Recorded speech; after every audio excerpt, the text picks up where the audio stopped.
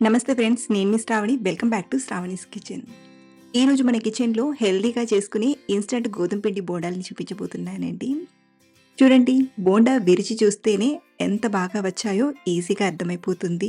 లోపల స్పాంజీగా మంచి రౌండ్ షేప్‌లో గుల్లగా వస్తాయి. మీరు కూడా ఇలా హెల్తీగా గోధుమ పిండి బోండాలను మంచి రౌండ్ షేప్‌లో చక్కగా చేయాలంటే నేను చెప్పే ఈ చిన్న చిన్న టెక్నిక్‌ని ఫాలో చేయండి. చాలా బాగా కుదురుతాయి. చాలా మందికి బోండాలు తినాలనిపించినా మైదా పిండి తినడం ఇష్టం లేక అవాయిడ్ చేస్తుంటారు. అలాంటి వారు ఇలా హెల్తీ వేలో హ్యాపీగా చేసుకుని కమ్మగా తినేయొచ్చు. అలాగే ఇందులోకి మంచి రుచిగా చట్నీని కూడా చూపించబోతున్నానండి. ఈ చట్నీతో ఈ బోండాల్ని ఇంకా కమ్మగా తినేయొచ్చు. మరి లేట్ చేయకుండా ఈ హెల్తీ బోండాలను టేస్టీ చట్నీని ఎలా చేయాలో ఇప్పుడు చూద్దాం రండి. ముందుగా పిండిని కలపడానికి ఒక బౌల్లోకి 1 కప్పు పెరుగును తీసుకోండి. పెరుగు కాస్త పులిసినది తీసుకుంటే బోండాలు చాలా ఫ్లఫీగా పొంగుతూ వస్తాయి. అలాగే ఇందులోనే రుచికి సరిపడా ఉప్పుని, ఒక చిన్న టీ స్పూన్ చక్కెరను తీసుకోండి. ఇలా కొద్దిగా చక్కెర వేయడం వలన రుచి అనేది చాలా బాగుంటుంది.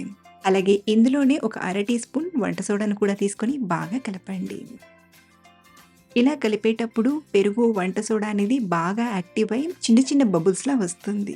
ఇన్ కేస్ మీరు ఈ బోండాల కోసం కమ్మని పెరుగు వాడుతున్నా, లేదా ఇలా కలిపేటప్పుడు చిన్న చిన్న బబుల్స్‌లా రాకుండా చిన్న టెక్నిక్‌ని చెప్తానండి. ఇందులోకి 1, 2 టీ స్పూన్ల నిమ్మరసం తీసుకొని చేయండి. అలా చేసిన బోండాలు లోపల ఫ్లఫీగా ముద్దలా రాకుండా చాలా బాగా పొంగుతూ పర్ఫెక్ట్‌గా వస్తాయి. అలాగే ఇలా కలిపేటప్పుడే 1 టేబుల్ స్పూన్ నూనెను కూడా తీసుకొని బాగా కలపండి. చూడండి, ఇక్కడ చిన్న చిన్న బబుల్స్‌లా మీకు వీడియోలో క్లియర్‌గా కనబడుతుందో లేదో కానీ చిన్న చిన్న బబుల్స్‌లా చాలా బాగా వస్తున్నాయి. ఇప్పుడు ఇందులోకి 1 కప్పు గోధుమ పిండిని తీసుకోండి. అలాగే మనం చేసే బోండాలు పైన నుండి కొంచెం క్రిస్పీగా రావడానికి ఒక 2 టేబుల్ స్పూన్ల బియ్యపు పిండిని కూడా తీసుకొని బాగా కలపండి. ఇలా కలిపేటప్పుడు మనం తీసుకున్న పెరుగనేది సరిపోదు కాబట్టి సరిపడా నీళ్లను కొంచెం వేడి చేసి తీసుకోండి. మరీ ఎక్కువగా నీళ్లను వేయకుండా చూసుకుంటూ కొంచెం కొంచెంగా వేస్తూ బాగా కలపండి. ఇలా బోండా పిండికి సరిపడా నీళ్లను తీసుకున్నాక ఇప్పుడు ఈ పిండిని బీట్ చేస్తూ కనీసం ఒక 4-5 నిమిషాలు బాగా కలపండి. ఇలా కలపడం వలన పిండి అనేది సాఫ్ట్‌గా కొంచెం జిగురుగా తయారవుతుంది. కాబట్టి ఇలా బీట్ చేస్తూ ఒక 4-5 నిమిషాలు బాగా కలపండి.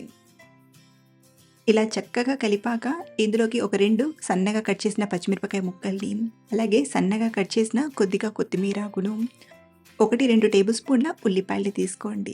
ఉల్లిపాయలు వేయడం వలన మనం బోండాలు ఫ్రై చేసేటప్పుడు పగిలిపోయే ఛాన్స్ అనేది ఉండకుండా చక్కగా ప్రిపేర్ చేసుకోవచ్చు. కొంతమందికి బోండాలు ఫ్రై చేసేటప్పుడు ఆ భయం ఉంటుంది కాబట్టి ఇక్కడ నేను క్లియర్‌గా మెన్షన్ చేస్తున్నానండి. మీకు అలాంటి భయమేమీ లేకుండా ఇలా వేసి వేయనట్టుగా కొంచెం ఉల్లిపాయలు తీసుకోండి. అది ఫాస్టింగ్ టైంలో అయినా లేదా ఉల్లిపాయలు స్కిప్ చేయాలనుకున్నా ఉల్లిపాయలకు బదులుగా సన్నగా కట్ చేసిన ఆలు ముక్కలనైనా లేదా పచ్చి కొబ్బరి ముక్కలనైనా తీసుకోవచ్చు. అలాగే ఇందులోనే అర టీ స్పూన్ జీలకర్రను తీసుకొని కలపండి. మీరు కావాలంటే ఈ బోండాలోకి సన్నగా కట్ చేసిన అల్లం ముక్కల్ని, కరివేపాకునైనా తీసుకోవచ్చు. ఇలా బాగా కలిపాక మీకు కన్సిస్టెన్సీ కూడా చూపిస్తానండి. మనం ఇలా సరిపడంత బోండా పిండిని చేతిలోకి తీసుకొని ఇలా డ్రాప్ చేసామంటే ఈ కన్సిస్టెన్సీలో పిండిని కలిపి తీసుకోవాలి. ఎందుకంటే పిండి అనేది మరీ గట్టిగా ఉండద్దు, మరీ పల్చగా ఉండద్దు. ఇలా ఉందంటే బోండా పిండి కోసం పర్ఫెక్ట్ కన్సిస్టెన్సీ అన్నమాట. ఈ పిండిని కనీసం 1-2 గంటల సేపు బాగా నానబెట్టండి. పిండి నాని మనం బోండాలు వేసుకోవడానికి ముందుగా ఇందులోకి కమ్మని చట్నీని ప్రిపేర్ చేసుకుందాం. స్టవ్ ఆన్ చేసి ప్యాన్లోకి 1 టేబుల్ స్పూన్ నూనెని తీసుకోండి. నూనె వేడయ్యాక ఇందులోకి ఒక పావు కప్పు పచ్చి శనగపప్పును తీసుకుని ఫ్రై చేసుకుందాం. ఇలా పచ్చి శనగపప్పుతో చేయడం వలన ఈ చట్నీ టేస్ట్ అనేది చాలా చాలా బాగుంటుంది. మనం ఎంత చక్కగా ఈ పప్పుని ఫ్రై చేసి చట్నీ చేస్తామో అంత రుచి ఉంటుంది. కాబట్టి మంటను మీడియం ఫ్లేమ్లో పెట్టి ఇలా కలుపుతూ పప్పు అనేది గోల్డెన్ కలర్కు వచ్చేంత వరకు బాగా ఫ్రై చేయండి. అలాగే మీరు కావాలంటే ఈ శనగపప్పుకి బదులుగా పల్లీలనైనా వాడొచ్చు, లేదా పుట్నాలను ఆయిల్ వేయకుండా ఫ్రై చేసైనా తీసుకోవచ్చు. ఇందులోనే కారానికి సరిపడా ఒక 3-4 పచ్చిమిరపకాయలను తీసుకొని పప్పుతో పాటే ఫ్రై చేసుకుందాం. చూడండి, పప్పు ఇలా బాగా ఫ్రై అయ్యి కొంచెం ఎరుపు రంగులోకి రావాలి. మెయిన్‌గా మనం ఈ పప్పుని కొంచెం ఎక్కువగా ఫ్రై చేసినా టేస్టీగా ఉంటుంది కానీ తక్కువ ఫ్రై చేస్తే మాత్రం పచ్చి పచ్చిగా చట్నీ టేస్ట్ అనేది బాగోదు. కాబట్టి వీలైనంత వరకు ఇలా పప్పుని బాగా ఫ్రై చేసి మిక్సీ గిన్నెలోకి తీసుకుంటున్నాను. ఇందులోనే ఒక అరకప్పు నుండి ముప్పావు కప్పు వరకు పచ్చి కొబ్బరి ముక్కల్ని తీసుకోండి. అలాగే ఇందులోనే చిన్న చింతపండు రెబ్బడు, 2, 3 వెల్లుల్లిపాయల్ని, అర టీ స్పూన్ జీలకర్ర, రుచికి సరిపడా ఉప్పుని తీసుకొని బాగా గ్రైండ్ చేయండి. ఒకసారి గ్రైండ్ చేశాక అవసరానికి సరిపడా నీళ్ళను తీసుకొని మెత్తగా ఘాటుకలా గ్రైండ్ చేసి తీసుకోండి. ఎంత మెత్తగా గ్రైండ్ చేస్తే అంత ఒదుగ్గా, అంత రుచిగా ఉంటుంది. మెత్తగా గ్రైండ్ చేశాక ఒక గిన్నెలోకి తీసుకుందాం. మీకు చట్నీ ఏమైనా గట్టిగా అనిపిస్తే సరిపడా నీళ్ళని వేసి కన్సిస్టెన్సీని అడ్జస్ట్ చేసుకోవచ్చు. చూడండి, ఇక్కడ నేనైతే ఇలా మీడియం థిక్‌నెస్‌గా చట్నీని ప్రిపేర్ చేశాను. ఇప్పుడు ఇందులోకి పోపు కోసం అర టీ స్పూన్ ఆవాలు, అర టీ స్పూన్ జీలకర్ర, ఎండుమిరపకాయలు, కరివేపాకు, ఇంగువ వేసి పోపుని బాగా ఫ్రై చేసి చట్నీలోకి తీసుకుంటున్నాను. ఇలా మనం చాలా ఈజీగా ఏ బ్రేక్‌ఫాస్ట్‌లోకైనా మంచి రుచిగా ప్రిపేర్ చేసుకోవచ్చు. పల్లీలు వేయకపోయినా ఈ చట్నీ రుచి యూనిక్‌గా చాలా చాలా బావుంటుంది. ఎప్పుడు తినే చట్నీ టేస్ట్ బోర్‌గా అనిపిస్తే ఇలా ఓసారి ట్రై చేసి చూడండి. మీకు చాలా బాగా నచ్చుతుంది. సో, సింపుల్‌గా మంచి రుచిగా చట్నీని ఎలా చేయాలో చూసాం కదా! ఇప్పుడు మనం బోండాల్ని ఫ్రై చేసుకుందాం. ఇక్కడ నేను ఈ బోండా పిండిని గంటన్నర సేపు నానబెట్టానండి. అదే మీరు మార్నింగ్ బ్రేక్‌ఫాస్ట్‌గా చేయాలనుకుంటే ఇలా మనం నైట్‌కే కలిపి ఒక 2, 3 గంటలు బయట పులియబెట్టాక ఆ తర్వాత ఫ్రిడ్జ్‌లో స్టోర్ చేసుకొని నెక్స్ట్ డే మార్నింగ్ బోండాలా ఫ్రై చేసుకోవచ్చు.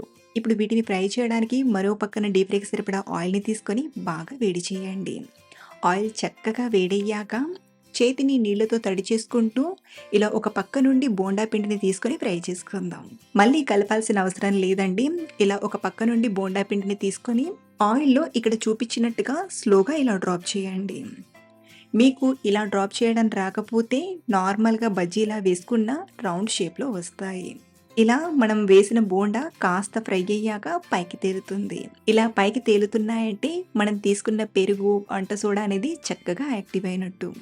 ఇన్ కేస్ మీకు బోండాలు ఇలా ఫ్రై చేసేటప్పుడు గట్టిగా ఇలా పైకి తేలుతూ ఫ్రై అవ్వకపోతే అప్పుడు పిండిలోకి కొంచెం నిమ్మరసాన్ని కలిపి చేసిన బోండాలు చక్కగా ఫ్లఫీగా వస్తాయి. ఈ మెథడ్ కూడా మీరు ఫ్రై చేసేటప్పుడు బోండా ఫ్లఫీగా రాకపోతే ఈ టెక్నిక్‌ని ఫాలో అవ్వచ్చండి.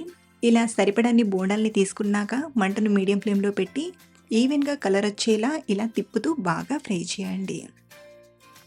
ఇవి పైన నుండి క్రిస్పీగా, లోపల నుండి స్పాంజ్‌గా చాలా బాగా వస్తాయి. ఇలా బోండాలు మంచి కలర్‌లోకి వచ్చి పైన క్రిస్పీగా వచ్చాక ఆయిల్ నుండి తీసుకోవడమే. ఇలాగే పిండి మొత్తం కూడా బోండాల్లా తీసుకొని ఫ్రై చేసి తీసుకోవడమే. బోండాలు తినాలనిపించిన ప్రతిసారి ఇలా గోధుమ పిండితో హెల్తీగా చేసుకొని హ్యాపీగా తినేయొచ్చు. మీరు కూడా మంచి రౌండ్ షేప్‌లో ఫ్లఫీగా, పర్ఫెక్ట్‌గా చేయాలంటే ఈ మెథడ్‌లో ట్రై చేసి చూడండి. చాలా బాగా కుదురుతాయి. మరిన్ని ఇలాంటి సింపుల్ అండ్ టేస్టీ రెసిపీస్ కోసం మన ఛానల్‌ని ఫాలో అవ్వండి. Thanks for watching.